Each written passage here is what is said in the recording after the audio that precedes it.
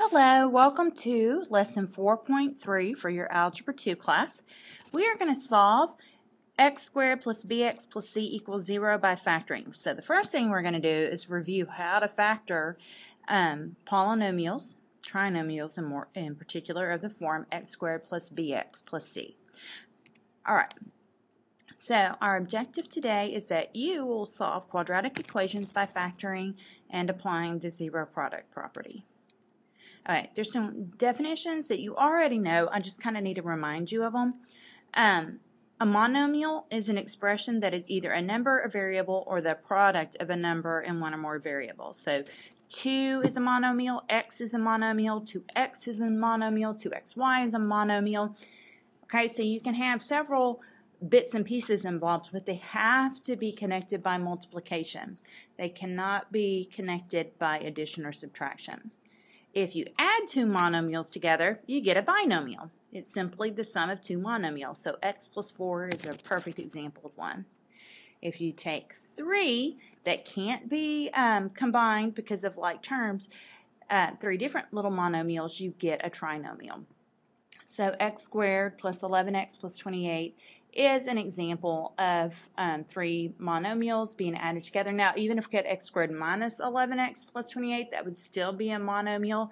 A trinomial, because it would still be the sum of three monomials, even if we had a minus there, because you can always think of that as adding a negative.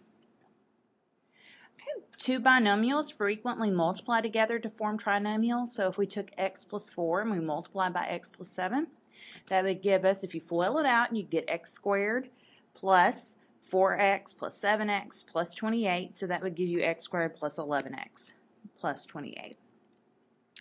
You can use factoring to write a trinomial as the product of binomials. So that's your goal whenever you have something like x squared plus 11x plus 28, is to get it written when you're being told to factor. You want it to be written as two binomials multiplied together. Sometimes you might be able to pull out a monomial out of all of it, so you end up with a monomial times a binomial, or a monomial times a binomial times a binomial. But the whole idea of factoring is so that you can see what multiplies together to give you the trinomial that you started with. Alright, so when you factor x squared plus bx plus c, you're looking for integers such that x plus m times x plus n equals x squared plus bx plus c. You want to find m and n so that you've got two little binomials that multiply together to give you your original trinomial.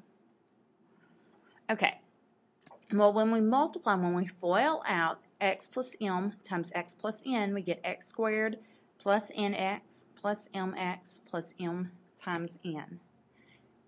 Now, we can rearrange those middle two terms. They're all being added together there, so it's no big deal, but it's going to help us show something. So I'm just going to switch the mx and the nx to be x squared plus mx plus nx equals mn. Now, those two middle terms, we can actually combine them because they're like terms. We've got mx plus nx, and so if we combine them, we add the m and the n together, and so that gives us x squared plus m plus n inside parentheses times x plus mn. Alright, if you notice, that's in x squared plus bx plus c form, so b equals m plus n and c equals m times n. So you're looking for numbers that multiply to be c and add to be b. An expression that cannot be factored is prime. Okay, every now and then you'll run across a trinomial that cannot be factored, and we'll just indicate that that trinomial is prime. Okay, so we're going to factor the expression x squared minus 9x plus 20, and then we're going to factor the expression x squared plus 3x minus 12. Alright, you want x squared minus 9x plus 20 to equal x plus m times x plus n, where mn equals 20 and m plus n equals negative 9. Now, in order to multiply together to equal a positive number, you either need m and n to both be positive or both be negative, because positive times positive is positive and negative times negative is positive. So m and n either need to both be positive or both be negative. If m plus n are going to add to equal -9 and they have to have the same sign, they're going to both have to be negative. Okay? Because you can't take, our only choices are that they're both positive or both negative, so they must both be negative. These are all good things to keep in mind that will help you. Now, one way to go about finding your values, m and n, is to first list all the factors of c. Okay, c is 20, so m times n is going to have to equal 20. And then you want to consider the sum of the factors, m plus n, and pick the pair that work out. So, if you'll notice, all the little factors are either both positive or both negative.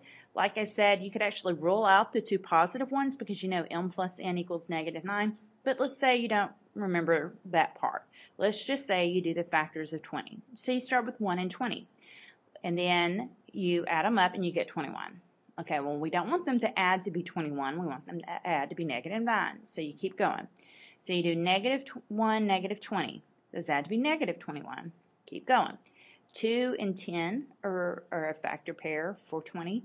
Those add up to be 12. -2, -10 add up to be -12. 4 and 5 multiply to be 20. They add up to be +9, so we're close. -4, -5 add to be -9. So we found the pair of integers, m and n, that multiply to be 20 and add to be -9. So they're the pair we want to use. So we know that x squared minus 9x plus 20 equals x plus -4 times x plus -5, but we want to clean that up, and we're going to write that as x minus 4 times x minus 5. Okay, we know that's our final answer because it's in the form of two binomials multiplying together, and -4 times -5 equals +20, and -4 plus -5 equals -9. All right, so moving on to part B, we've got x squared plus 3x minus 12, and we want it to equal x plus m times x plus n, where the product of m and n is -12, and m plus n is equal to 3. Okay, because they multiply to equal something negative, we know that one of the values is going to be positive and one is going to be negative. Okay, and that makes sense. All right, so we want to list our factors of -12. Sometimes people like to just go ahead and list them all. So if that's the way you like to do it, just start with 1 or -1, and then the factor pair that would go with it. So -1, if I start with -1, then I would need +12. If I did +1, I'd need -12. And then let's see, 2 works. 2 is a factor of -12. So I could do -2, +6, and I could do +2, -6. And then let's see, 3 and 4 work to multiply to be 12. So I could have -3, +4, +3, -4. 5 doesn't multiply with another integer to give me 12. Or -12. 6 multiplies with -2 to give me -12, but I've already got that. Once you start repeating, you know that you're done. All right, so now we want to go through and find the sums. Okay, -1 plus 12 is 11. 1 plus -12 is -11. We're looking for 3. So far, we haven't found it. -2 plus 6 is 4. 2 plus -6 is -4. -3 plus 4 is 1. 3 plus -4 is -1. We have all the integer factor pairs that multiply to be -12, but none of them add to be 3. Well, that means you just can't factor our trinomial. X squared plus 3x minus 12 is called a prime polynomial. It can't be factored anymore. Just like the number 3 is prime, because it's just 3. All you can do to factor it is 3 times 1. All we could do with x squared plus 3x minus 12 is say, okay, yeah, we can multiply by 1, but that doesn't really move us forward. So there are no factors m and n such that m plus n equals 3. So x squared plus 3x minus 12 cannot be factored. We say x squared plus 3x minus 12 is prime. Okay. Special factoring patterns. You've seen all 3 of these. Hopefully you still have that first one memorized. These are very important. You do need to have them memorized. You need to know them and recognize when to use them. All right, difference of squares. A squared minus b squared equals a plus b times a minus b. So if you have something like x squared minus 4 4 is equal to 2 squared, and so it factors to be x plus 2 times x minus 2. A perfect square trinomial, there's two forms of it, one where you have plus 2ab, one where you have minus 2ab. For our one with addition, we have a squared plus 2ab plus b squared is equal to a plus b squared. So something like x squared plus 6x plus 9 factors to be x plus 3 quantity squared. If you have a minus, we have a squared minus 2ab plus b squared, and that's going to equal a minus b quantity squared.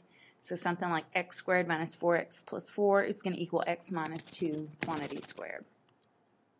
You need to memorize these, and you also need to know that the sum of two squares is prime. In other words, a squared plus b squared is prime. It cannot be factored.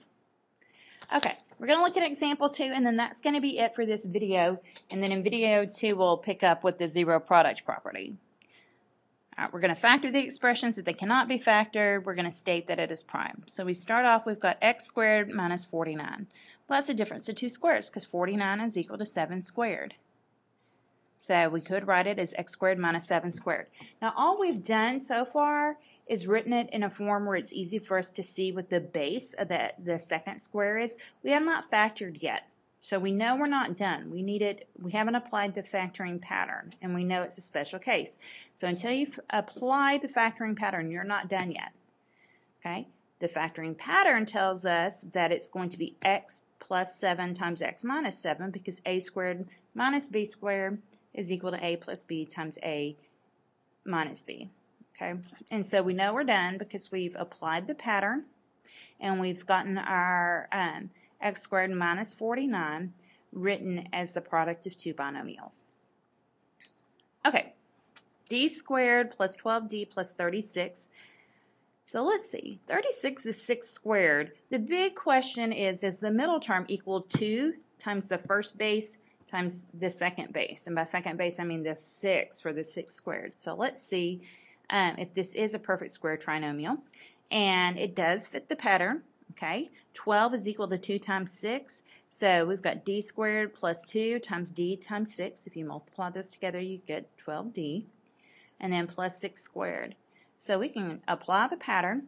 The pattern tells us it's going to be d plus 6 squared. The reason I know it's going to be plus is because you have a plus right here in front of the linear term, the middle term. Okay, if I had a minus there, then it would be d minus 6. But I don't have a minus, I have a plus. So it's d plus 6 quantity squared. And if you wanted to FOIL that out and write it as d plus 6 times d plus 6 and use FOIL, you'll see that when you multiply it out, you end up back where you started. And that should always be true. If you ever want to check something that you're factoring, just multiply and see if you end up back where you started. Okay, I've got z squared minus 26z plus 169. Well, 169 is 13 squared. Guys, I don't know if you know this, if you've noticed, but you really need to know your perfect squares. You really should memorize from 1 squared, which is 1, up to 20 squared, which is 400. Okay, you really need to have that memorized. Really easy to generate that list, but it's going to help you out tremendously because you know what? With those CASs, the CASs can factor for you. So these types of problems are going to have to be on the non-CAS part of the test. Okay, so you've got to know these. This is a perfect square trinomial. Like I said, 169 does equal 13 squared.